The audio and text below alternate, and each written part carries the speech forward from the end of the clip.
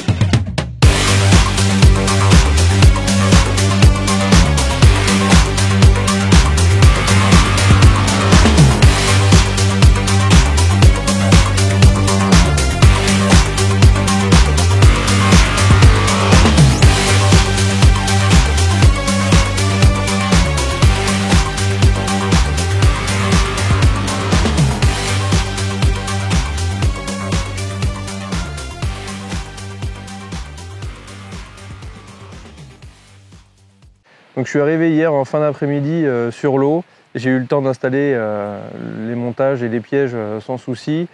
Et j'ai fait le choix de pêcher avec 2 Pro-Cat et 2 The Stone. Donc 2 cannes dites pour pêcher au cassant et 2 cannes pour pêcher au flotteur sous-marin. Même si les stones peuvent pêcher au cassant, mais sur des distances assez courtes, on va dire entre 100 mètres, 150 mètres grand maximum. Et c'est ce que j'ai fait. La première canne, je l'ai mis au cassant, donc sur une stone à 100 mètres à peu près. Elle me donne un petit poisson d'1,10 m à peu près, donc limite tombée de la nuit.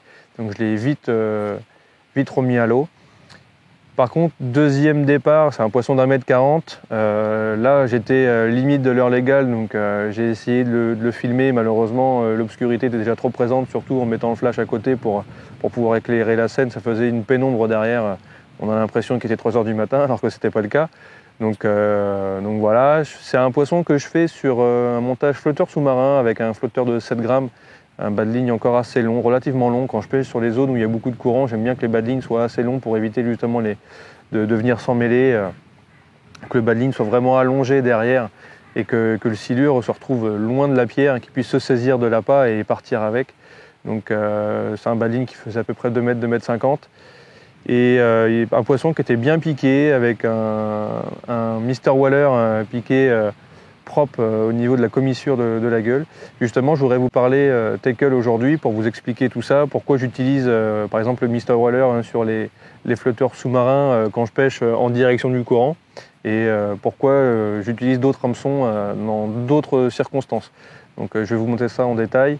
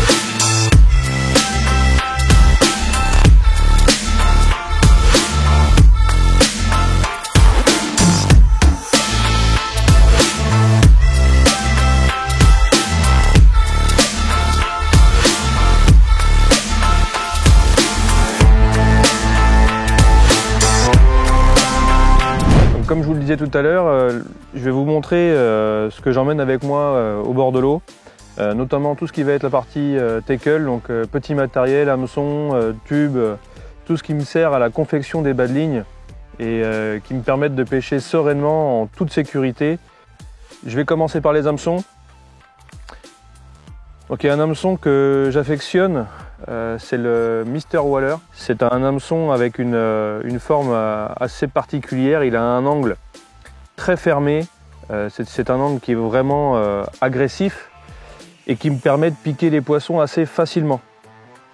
C'est un angle passe-partout, on va dire, il me sert aussi bien, comme ici sur les pêches du bord, aux flotteurs sous-marins, et même sur les pêches, on va dire, au fireball. Je m'en sers aussi du fait de sa conception, où est-ce que l'angle il est vraiment refermé, où est-ce que c'est vraiment agressif, qui vient se piquer très facilement à la commissure de la gueule des poissons. C'est l'hameçon que je préfère au jour d'aujourd'hui dans notre gamme. Il est décliné en plusieurs tailles. On peut avoir vraiment des tailles inférieures. Tout dépend de ce qu'on veut en faire. Mais c'est vraiment quelque chose que j'aime beaucoup. Après, je vais parler aussi des circles. Alors, j'aime bien ces hameçons, justement du fait de leur forme, qui fait vraiment un petit peu comme un bec d'oiseau. Cette forme-là pénètre beaucoup plus facilement dans la chair. C'est-à-dire que quand le poisson s'en saisit, part avec, il n'y a même pas besoin de ferrer. Il se pique tout seul. Il y a juste besoin de prendre le contact avec la ligne et le poisson. Tout va se mettre en tension, l'hameçon va pénétrer tout seul. C'est un avantage. Il a un petit inconvénient, c'est que du fait de sa forme, il va pénétrer la chair, mais pour le ressortir, ça va faire un plus gros trou. Donc, bon, à partir du moment qu'on met des hameçons dans la gueule des poissons, on ne peut pas dire qu'on prône à 100% le no-kill, puisqu'on perce la bouche des poissons. Cet hameçon-là le perce un petit peu plus, mais évite les ratés. Je m'en sers souvent aux flotteurs sous-marins et sur des pêches à revenir. C'est-à-dire que je vais aller tendre ma canne en amont, je vais revenir vers moi pour aller dans le sens du courant, déposer mon montage. Donc je vais avoir un double cassant, donc un double relais. Et quand le poisson va s'en saisir, il va partir avec, il va se piquer tout seul. Voilà. J'utilise plus le Mr. Waller lorsqu'il y a besoin d'aller faire un ferrage, donc sur les pêches traditionnelles, on va dire, en tension directe dans le sens du courant. Et même sans aller dans le sens du courant, j'ai pas plus de ratés que ça avec le Mr. Waller. C'est vraiment un très bon hameçon. Le Circle, c'est un très bon hameçon aussi, il est fort de fer, avec une pointe bien rentrante qui va bien piquer les poissons, et la pointe elle est aussi excentrée. On arrive à la voir, elle part légèrement sur le côté, et ce qui va faire qu'il va venir naturellement se piquer une fois qu'il va être posé à plat dans la gueule du poisson, que le poisson va partir, il va se piquer tout seul. Après, pour des pêches, on va dire plus avec des flotteurs, donc bouchon ou alors même au cassant, mais avec un flotteur ce coup-ci. Le classic hook, donc comme son nom l'indique, hein, c'est l'hameçon classique, on va dire de base. C'est l'un des premiers qui a été conçu pour la pêche du silure, avec une très grande ouverture pour pouvoir venir écher les vifs. Alors soit on vient les écher sur le dos avec la grande ouverture ici, avec le coude au niveau de la hampe et une très longue pointe qui permet de faire des ferrages en force. Il se décline en plusieurs tailles pour venir pallier à chaque situation et à chaque taille de vif. Pour les grosses tailles, j'aime bien venir lécher soit au-dessus, donc dans le dos, à venir faire dépasser un triple sous le ventre du poisson, ou alors venir le mettre dans le nez, donc dans le nez mais par le dessus, donc la pointe qui va rentrer de l'extérieur du nez vers l'intérieur de la bouche, et je vais mettre le stop. Comme ça, naturellement, le poids de l'hameçon va faire que ça va tourner, le vif va se retrouver ici, et si le vif descend, l'ouverture de l'hameçon, elle va être vraiment entière. Si on fait l'inverse en mettant la pointe dans la bouche à ressortir sur le nez, quand le poisson va chercher à descendre, on va se retrouver avec le vif qui va se retrouver au-dessus et ça peut gêner un petit peu le ferrage. Moi j'aime bien, mais je le mets dans l'autre sens. Pour tout ce qui va être gaine, j'ai tendance à utiliser ces gaines-là. C'est le hook tube. Il existe en 3 tailles. Le treble hook tube, donc comme son nom l'indique, c'est pour les triples, c'est pour venir recouvrir la hampe des hameçons triples. Le hook tube, lui, il va aller partout. Il peut aller sur les triples si le montage est, on va dire, tout ce qui va être tresse dessus va être fin. Moi, j'aime bien venir le mettre sur les hameçons simples et sur les nœuds que je fais au niveau des raccords pour les protéger et surtout pour le côté visuel que cela m'apporte. Et le rig tube, lui, c'est vraiment fait pour les tout petits montages, pour rigidifier par exemple une partie en nylon ou en tresse pour éviter que ça vienne s'en mêler. Et je m'en sers aussi pour faire des stop flottes pour les différents plombs que je peux mettre sur mes bas de ligne. Voilà, ça retient suffisamment, il suffit d'en prendre juste 2-3 mm, le passer une fois dedans, le repasser une 2 fois, tirer un petit coup sec en humidifiant ça correctement et ça vient stopper votre lest sans souci. Donc pareil, des perles, donc des perles en caoutchouc de gros diamètre pour venir facilement sur les nœuds pour bien les protéger.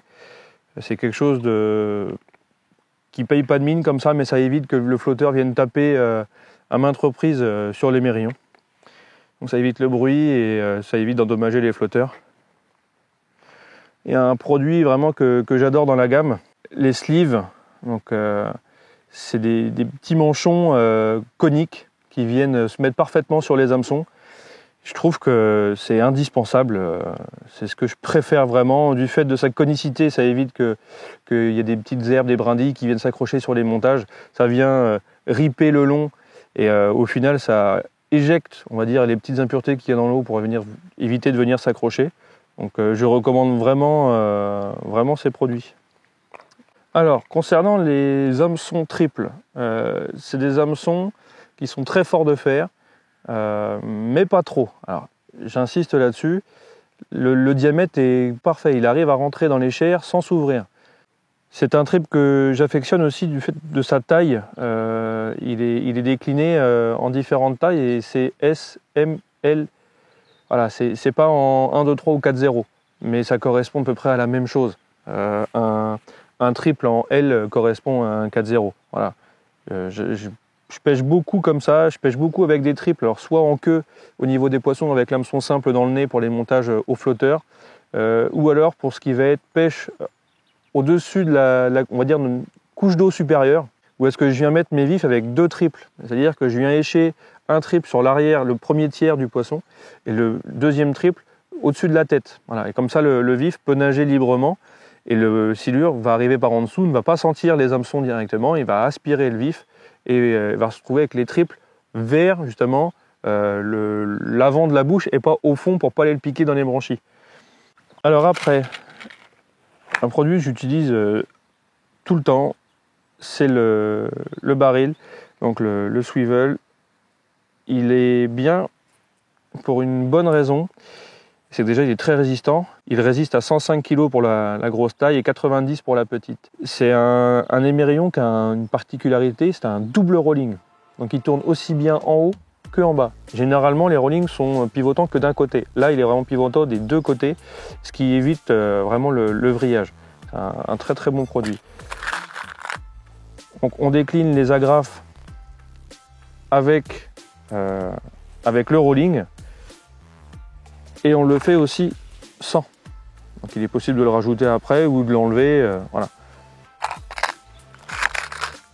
On a les agrafes rapides. Donc ces petites agrafes là sont faites pour connecter un cassant directement sur la tresse pour se servir de relais. Voilà, donc un deuxième brin cassant pour surélever la bannière de l'eau. Et on peut s'en servir aussi pour tous ceux qui pêchent au flotteur sous-marin. Pour venir raccorder le cassant à la pierre. Je vous ai montré la semaine dernière comment je reliais mes brins cassants sur mes pierres et comment je reliais le cassant sur le rolling. Ceux qui veulent utiliser ça pour que le montage soit coulissant, c'est possible aussi. Ou alors ils viennent se servir de ça pour venir faire coulisser la tête de ligne à l'intérieur pour que le montage soit libre et que le poisson ne sente aucune résistance lorsqu'il se saisit de l'appât. Donc j'ai fait à peu près le tour de tout ce que j'utilise. Il y a aussi des petits rattles. Parfois les poissons on va avoir besoin d'être suscités, surtout au niveau du bruit, du cliquetis, de la vibration. On peut utiliser des flotteurs sous-marins avec hélice pour la vibration. Et des petits cliquetis comme ça, donc c'est des rattles avec des perles en métal à l'intérieur qui viennent, je ne sais pas si vous entendez, qui viennent s'entrechoquer dans le plastique et à chaque mouvement de queue du poisson, ça va faire un bruit, ce qui peut attirer les silures.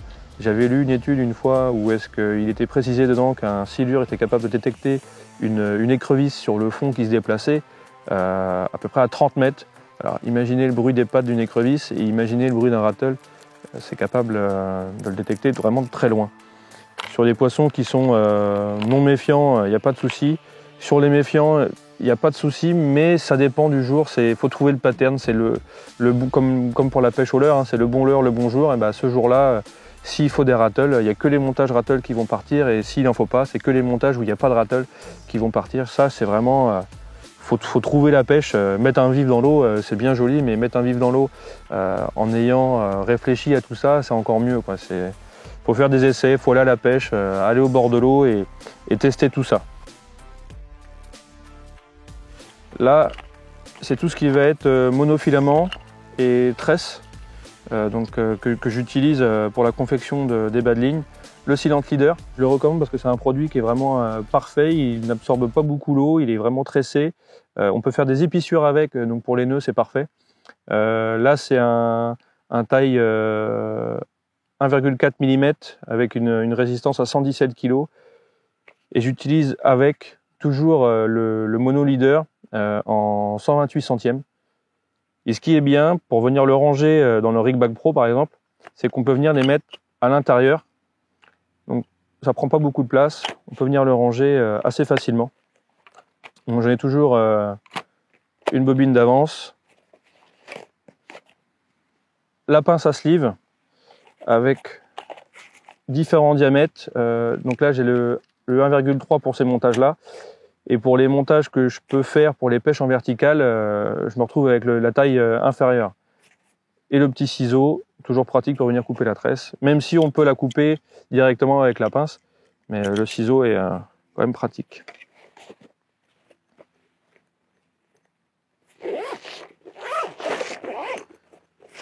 Donc voilà pour la partie tackle, tout se retrouve dans cette pochette, la Rig Bag Pro.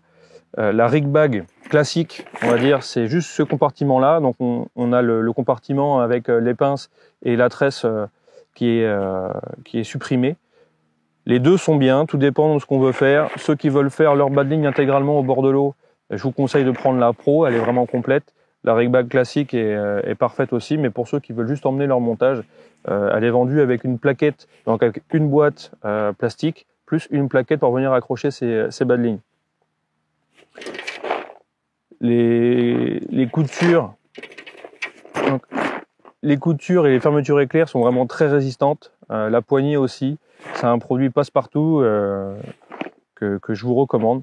Ça fait longtemps que j'utilise et j'ai rien à lui reprocher. Ça me permet de pêcher assez léger, on va dire.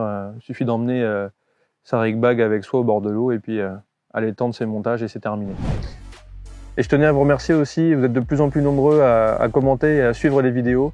Et n'hésitez pas à laisser un commentaire sous la vidéo si vous avez une question. Je reçois beaucoup de messages privés, c'est très gentil. Je vous remercie. Mais si vous le faites directement en commentaire sur YouTube, déjà l'algorithme sera content. Mais c'est pas ça le plus important. Le plus important, c'est que d'autres pêcheurs pourront lire aussi vos questions et peut-être qu'ils seront intéressés. Certains n'osent pas poser de questions. Il n'y a pas de questions bêtes. Voilà, n'hésitez pas à le faire directement en commentaire sur YouTube. Ça me fera plaisir. Allez, ciao.